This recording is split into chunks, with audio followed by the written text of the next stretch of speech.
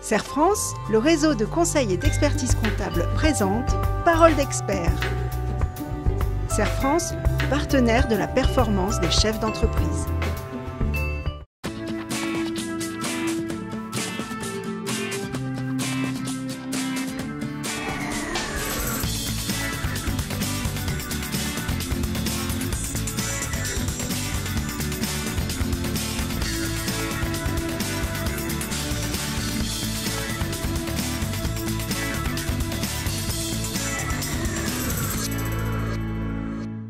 Bonjour à tous.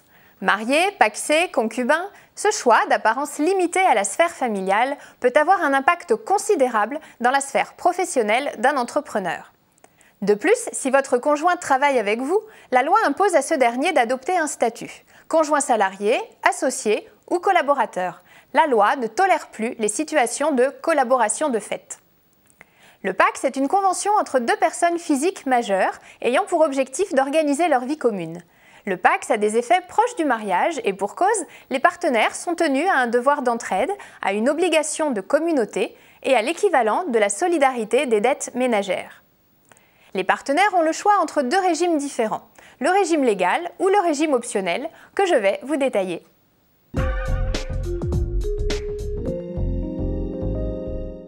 Premièrement, le régime légal, c'est la séparation de patrimoine. Depuis 2007, c'est le régime de droit pour le PACS. Il ressemble à celui de la séparation des biens pour le couple marié. Dans ce régime, il n'y a que des biens personnels, ce qui signifie que chaque partenaire n'engage ses biens que par ses propres dettes, sauf pour les biens se trouvant en indivision. Dans le cas de la création d'une entreprise individuelle, les actifs sont considérés comme des biens propres et le propriétaire en assure seul la gestion. Si l'un des partenaires crée une société ou s'il fait l'acquisition de titres de société, ce sont des biens propres et il sera seul à pouvoir revendiquer la qualité d'associé. Voyons maintenant le régime optionnel, l'indivision.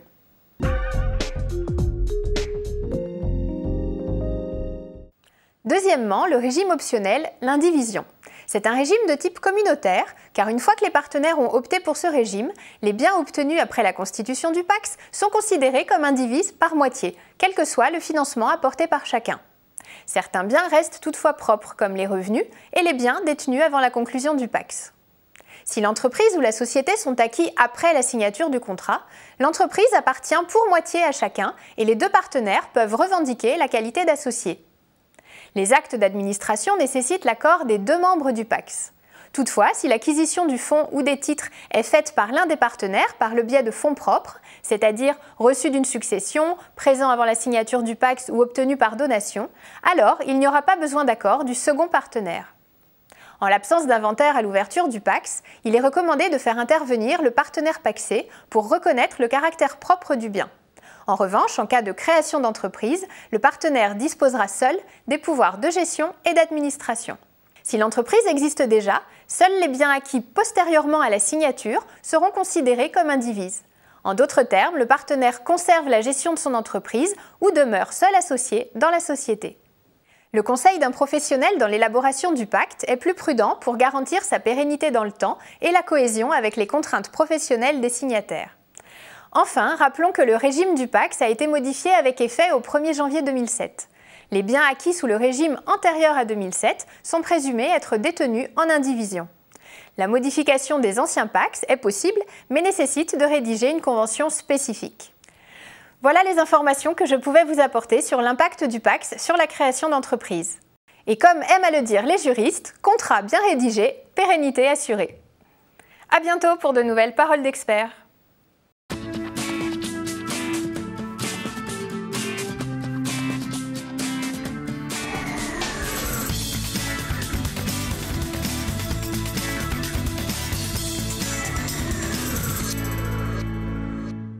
Serre France, le réseau de conseil et d'expertise comptable vous a présenté Parole d'expert.